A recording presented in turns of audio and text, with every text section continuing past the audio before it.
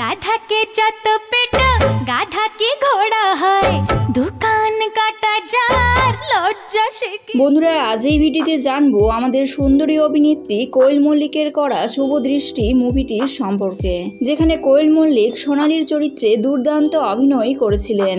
তাছাড়া এই মুভিতে লিড অ্যাক্টর হিসেবে অভিনয় করেছিলেন আমাদের সকলের প্রিয় জিদ্দা।